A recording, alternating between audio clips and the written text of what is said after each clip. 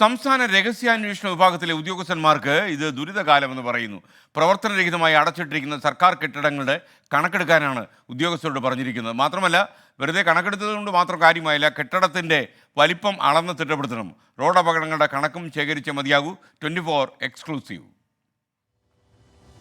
സംസ്ഥാനത്തിന്റെ സുരക്ഷയെ ബാധിക്കുന്ന കാര്യങ്ങൾ മാത്രമല്ല, സർക്കാരിനെതിരെയുള്ള രാഷ്ട്രീയ നീക്കങ്ങൾ വരെ കൃത്യമായി റിപ്പോർട്ട് ചെയ്യേണ്ടതായ പിടിപ്പത് പണിയുണ്ട് നിലവിൽ സംസ്ഥാന രഹസ്യാന്വേഷണ വിഭാഗത്തിന്.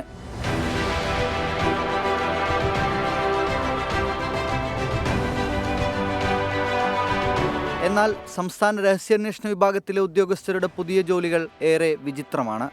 1. അടഞ്ഞുകിടക്കുന്ന സർക്കാർ കെട്ടിടങ്ങളുടെ എണ്ണമെടുക്കണം. എണ്ണം മാത്രം പോരാ, ഓരോ കെട്ടിടത്തിന്റെ വലുപ്പവും അളക്കണം. കെട്ടിട നമ്പരും ഏതു വകുപ്പിന്റെ കെട്ടിടമാണെന്നും കണ്ടെത്തണം.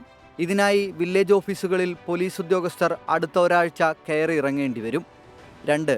സ്റ്റുഡന്റ് പോലീസുമായി ബന്ധപ്പെട്ടാണ് അടുത്ത രഹസ്യാന്വേഷണം. സ്റ്റുഡന്റ് പോലീസ് പദ്ധതിക്ക് സർക്കാർ എത്ര രൂപ നൽകുന്നു, എത്ര ചിലവഴിച്ചു, എന്തിന് ചിലവഴിച്ചു, ഇതെല്ലാം കണ്ടെത്തണം. ഡിവൈഎസ്പി അഥവാ SP റാങ്കിൽ കുറയാത്ത ഉദ്യോഗസ്ഥൻ നോഡൽ ഓഫീസറായാണ് സംസ്ഥാനത്ത് പദ്ധതി നടപ്പാക്കുന്നത്. പദ്ധതിയുമായി ബന്ധപ്പെട്ട കണക്കുകൾ ധനകാര്യ വകുപ്പിന്റെയും ആഭ്യന്തര വകുപ്പിന്റെയും കയ്യിലുണ്ടായിട്ടും എന്തിനാണ് ഈ ഇരട്ടിപ്പണി എന്നതാണ് ഉയരുന്ന ചോദ്യം. 3. റോഡ് അപകടങ്ങളുടെ വിവരങ്ങളെക്കുറിച്ചുള്ള വിവരശേഖരണം. അപകട സമയം മുതൽ അപകടത്തിന് കാരണമായ വാഹനം, അപകടം സംഭവിച്ച റോഡ് ദേശീയപാതയോ സംസ്ഥാന പാതയോ എന്നിവയെല്ലാം വ്യക്തമാക്കണം. എന്തിനെന്ന് ചോദിച്ചാൽ ആർക്കും അറിയില്ല.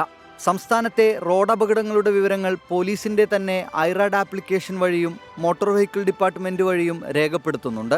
ഇതുകൂടാതെയാണ് രഹസ്യാന്വേഷണ വിഭാഗത്തിന്റെ അന്വേഷണം. സർക്കാരിലെ വിവിധ വകുപ്പുകൾ ശേഖരിക്കുന്ന കണക്കുകൾ വീണ്ടും എന്തിന് രഹസ്യാന്വേഷണ വിഭാഗത്തെ കൊണ്ട് ശേഖരിപ്പിക്കുന്നുവെന്ന ചോദ്യമാണ് സേനയിലെ ഉദ്യോഗസ്ഥർക്ക് തന്നെ ഇപ്പോഴുള്ളത്. ഉദ്യോഗസ്ഥർ മാനസിക സമ്മർദ്ദം അനുഭവിക്കുന്നുവെന്ന് സാക്ഷ്യപ്പെടുത്തുന്ന DGP അടക്കമുള്ളവർ ഇക്കാര്യത്തിൽ ഉചിതമായ നടപടിയെടുക്കണമെന്നും സേനയിലെ ഉദ്യോഗസ്ഥർ ആവശ്യപ്പെടുന്നുണ്ട്. കൊല്ലത്ത് അരുൺ രാജ്, 24.